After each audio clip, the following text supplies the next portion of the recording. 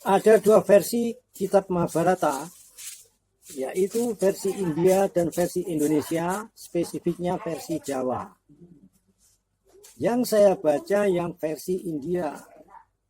Saya membacanya karena penasaran atas keterangan Profesor Arisiunes dos Santos yang mengatakan bahwa di dalam kitab Mahabharata pun disebutkan ada peristiwa tenggelamnya sebuah negara oleh air laut.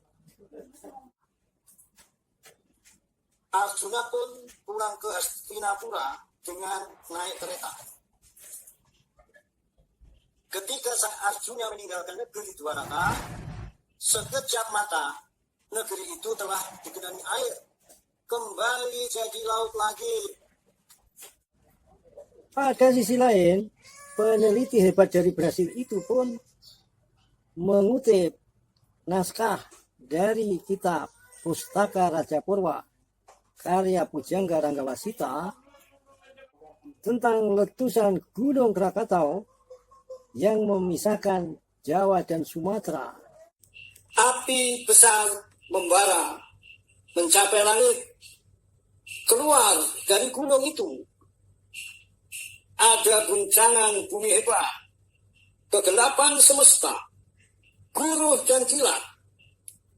Lalu muncullah badai dahsyat bersama dengan hujan maha lebat dan topan mematikan yang menggelapkan sekujur dunia.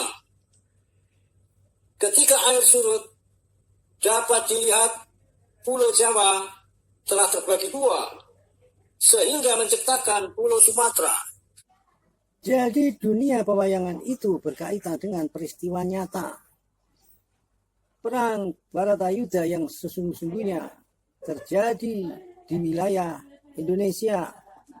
Betapa oknum-oknum keturunan Yaman yang merendahkan, menghinakan pewayangan itu telah merendahkan, menghinakan dirinya sendiri dengan kejahilan yang parah. Ingatlah. Ingat perang Baratayuda. Ingat Laut Jawa. Ingat ketika ada pesawat jatuh di Selat Kalimata, juga yang jatuh di daerah pantai utara Pulau Jawa. Kedalamannya hanya sekitar 20 meter. Laut Jawa di bagian tengah pun hanya sekitar 50 meter. Mengapa ini perlu dihina? Karena ada yang perlu dicatat. Laut Jawa itu dulu wilayah darat. Banyak padang rumput, tak semua hutan lebat. Sumatera dan Kalimantan satu daratan menyatu dengan Jawa termasuk Bali. Tetapi kalau lokasi perang Baratayuda sesungguhnya berada di wilayah Indonesia, bagaimana dengan sungai-sungai ternama yang ada di dalam cerita Mahabharata? Ada sungai besar antara Jawa dan Kalimantan. Sekarang di dasar Laut Jawa dan bisa diteliti. Sungai bermuara di laut dekat Selat Lombok. Begitulah situasi pada zaman lampau. Selat Lombok menjadi akses satu-satunya perhubungan dunia pada waktu itu. Selat Lombok diapit oleh dua pilar tinggi menjulang, Gunung Agung dan Gunung Rinjani. Gunung Agung di Pulau Bali, Gunung Rinjani di Pulau Lombok. Pada zaman es, akses perhubungan dunia hanya Selat Lombok. Dari Amerika ke Afrika lewat Selat Lombok. Dari Afrika ke Amerika juga harus lewat Selat Lombok. Selat Sunda masih berupa gunung laut Krakatau. Lalu Krakatau meletus mengakhiri zaman lampau. Pengetahuan seputar hal-hal tersebut sudah dipaparkan oleh Profesor Arisiunes dos Santos yang disebutkan di muka tadi. Penelitiannya selama bertahun-tahun memberikan gambaran yang sangat jelas. Zaman es itu berakhir akibat letusan Krakatau setinggi 50 km. Garis tengah bentangan cendawanya 150 km. Tsunami yang terjadi berkelas 1000 meteran. Puluhan kilometer kubik air laut teruapkan ke angkasa. Jelaga vulkanik menimbun, lapisan es di mana-mana mencair berkepanjangan. Air laut naik lebih 100 meter tingginya. Itu bencana katastrofik mempengaruhi seluruh bumi.